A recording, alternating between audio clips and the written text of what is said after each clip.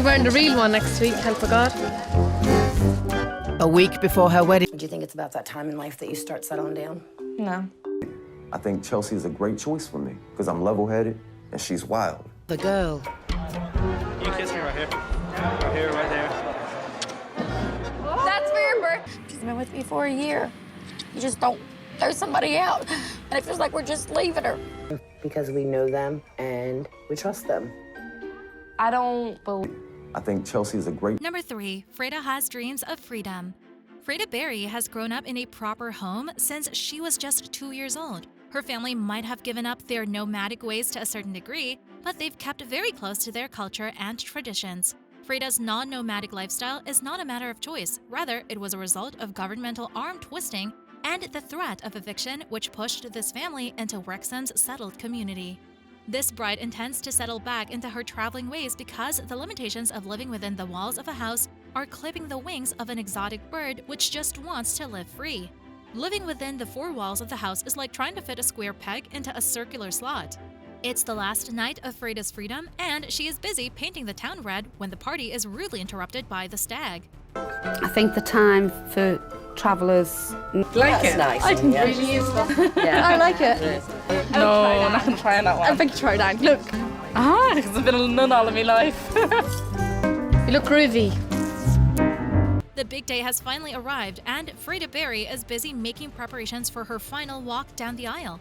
Dressed to kill in a beautiful white sparkling princess gown, this day is the culmination point of Freda's dreams. Her new beginning is going to come about with a spectacular bang and will be the start of a nomadic journey with Freda finding her way back to her roots. No problem, big or small, is beyond rescue of a trusty pair of scissors.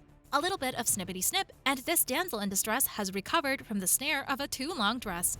The general public has no choice but to get awestruck by an exuberant affair of a traveler wedding. Traveling in style in the luxury Rolls-Royce to the church for the exchange of vows, Freda is blissfully at peace with the choices she has made so far.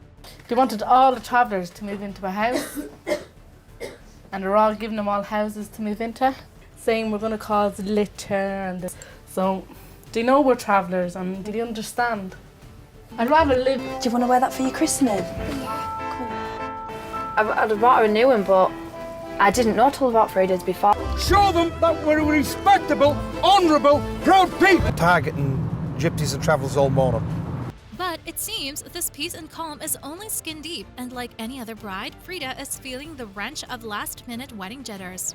The sub-zero temperatures are not going to keep the females of the wedding party from getting dressed to the nines in shoulder-bearing princess pieces. What's a few minutes of shivering in the icy cold when you have a wedding to attend? And it's clear that this wedding is not being attended only by the wedding party and the guests. The long line of spectators standing outside the boundaries of the church have been attracted to the vibrantly flashy affair. And here comes the groom, and boy, is he a feisty one. Surrounded by his group of pals, he is positively overloaded with courage. And no, once again... And they're supposed to be back here tomorrow as well. It's ridiculous what they were doing. A girl looks forward to is her dress, and in years I want this and I want that, and it's just something you look... How you feeling, Freda? It's stressed now. That way. That way. This is bad. This way. This is not good. A lot more trouble than the travellers. Life, travelling on the road. It's going to be weird because I've been with mum and dad so long. We will not see the wedding vows being exchanged. The ceremony is sacred and sacrosanct, not open to the general public. It's been 2 weeks since the wedding, and the newly married couple is getting ready to take off on the road. They might be traveling in a camper van, but that doesn't mean they can't bring the luxury along. Freda might be used to the luxuries of a modern lifestyle, but at heart, she is a true gypsy to her very core, and her concern for a culture and heritage which is disappearing is indicative of a heartbreak that her own legacy might be relegated to the shadows one day. Her commitment to a nomadic lifestyle is her way of making reparations and contributing to keeping her culture alive. And it seems her husband is as committed to it as herself, a match truly made in heaven. Summer. Billy's experience of this year's fair has been memorable for the... This is one of my very special Applebee's. Will definitely be this one. Kick you up and down. Come on then. Pricks. What were they saying? Being cheeky. Number 2. Wild Gypsy. Chelsea might be a wild child straining at the constraints put on her by her mother, Crystal. But this face-off is about to come to a drastic end with Mom arranging a marriage with cousin Todd. What Mom says goes, and a definitely unenthusiastic Chelsea has been directed by her no-nonsense mother into putting on her best dress and accompanying her to a common meeting ground for an inspection. Once again, there's a difference of opinion between mom and daughter, with both of them having opposing views on the utility of cousin marriages. That's hot. Stop complaining. My kids are the only priority, the only love. What's up? The boys can go out and do whatever. Just do it. Who likes to break the rules? If you sit your child down and her feet touch, parents had a rummy child. We were married. The next thing you know came the babies. She's going to be married, and she's going to settle her ass down. Following old gypsy traditions. But that's in one end and out the other. To Mom Crystal, Chelsea can impose her own views on her daughter when she has her. Big words indeed, since it's not usual to find a reluctant bride but a willing groom. Apparently, things are done differently in the romantic culture. Big words indeed, but will Todd's hopes for a wedding with Chelsea turn into a reality? Wild child Chelsea is already running circles around her fiancé, and it seems that this wild child has definitely turned into an unruly bride. Best, I need you to be absolutely stunning, beautiful. I have found Chelsea a rummy child husband. Let's get ready to knock him off his feet. He better not say nothing to me. The arranged marriage is like a century-old gypsy tradition that the family's so tight. I know what I gotta do, man.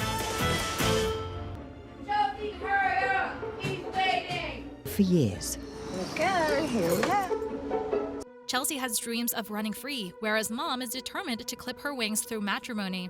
This argument is typical of what's about to become the norm under this roof until the wedding day. But it seems Crystal isn't done yet. Not content with having taken over Chelsea's life, she is making the ultimate faux pas of taking over Chelsea's wedding dress, and this is one humiliation Chelsea will not accept. Well, this wild child is about to teach Mom another lesson and prove to her who wears the pants in the family. We've got to get love going. I don't have feelings for him. To settle down, it should be who I want to be with.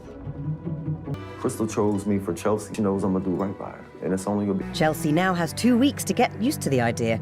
Mom, he's not the man I want to marry. It seems that Mom's nightmare is finally coming true, and this wedding might just be the catalyst which has pushed Chelsea into a dangerous situation. The consequence of her wild ways have finally caught up with her, and it doesn't seem likely that she will be evading the long arms of the law this time. A panicked Crystal's search for Chelsea has come to an abrupt end, with news of her arrest coming in, and it seems that this bride-to-be will definitely be walking down only one aisle in the near future, which is at the district courthouse. Because I still want to go out and have fun. And what's best, being married? A girl just can't go do what. You gotta get your life together. You gotta start a family. She may be right about settling down. I'm your mother. It's my way. Chelsea is now in the hands of the law. Go to jail for a long time, or possibly end up dead. I want my gypsy girl married. Number 1. The unforgivable mistake. No, Nuki and Pookie are not cartoon characters. They are a modern-day version of Romeo and Juliet, who had made the unforgivable mistake of running away from home to live in blissful non-matrimony against family's wishes. Did their extreme measures get them the result they were looking for? Well, the night is still young, and there's plenty of time yet to see how this is going to pan out. It's clear that these gypsy travelers know how to have a good time, and their motto is go big or go home. This birthday bash is indicative of how this family likes to celebrate, and no expense has been spared in the celebration. The affair has been made extra special due to the presence of the absconding lovebirds invited back by the family to celebrate with them. Where's the soccer? Girls. Oh, Jackie's outfit was like... They looked amazing. It was exciting. They definitely... Maybe in the future, fish will get water. Be a real thing. Maybe run off or something, you never know. All right, take the wings off. Let's help us. It's obvious that best buddy Jackie likes to have a good time partying and letting her hair down, while her overprotective brothers run around trying to put out fires lit by her. Well, Jackie and the gypsies might be having a good time, but Nuki and Pookie's relationship has hit the rocks, and it's all due to Pookie's roving eye. Nuki is experiencing heartbreak for the first time in her life as her fiancé flirts shamelessly with girls at the party. What's making it even worse is how public the humiliation is, and this experience is making Nuki question her life choices. No words are required anymore, as Pookie has demonstrated beyond the shadows of a doubt that he no longer feels the same way for Pookie as he did before. I mean, I was dancing and all. Like, I couldn't really, like, get down like I want to. This girl. I don't mind when Jackie dances around all the girls and boys and they'll try to come up to her. They're around them anyways. I know the only person who wants me is you. I think they love each other, but they're not in love. They're too young. I really don't think y'all's gonna work this one out. Me either. They've been together a year, and they always argue back and forth almost every day. This is a night for reflection for Nuki, and she is using her best friend Jackie's shoulders to cry on. Her choices are slim, since putting an end to a relationship that has been making notorious rounds of the grapevine would leave her marked for the rest of her life, according to Gypsy traditions. We are blown away by the calm and collected approach taken by Nuki and Pookie, calling it a night on their relationship. This rocky relationship emerged with a bang and shook up the entire Gypsy scene, but its dissolution is anticlimactical to say the least. What used to be a roaring fire has turned into the flame on a candle and is about to get petered out of existence so quietly that no one would even know. And now, I guess that's why she's leaving tomorrow. Jackie running off, it's not a good idea. There's no love lost between Nettie and Dovey. Her mother's just If me and Nenny meets up, I guess it's on. We have unfinished business to take care of. Oh, it is going to happen one day, sooner or later.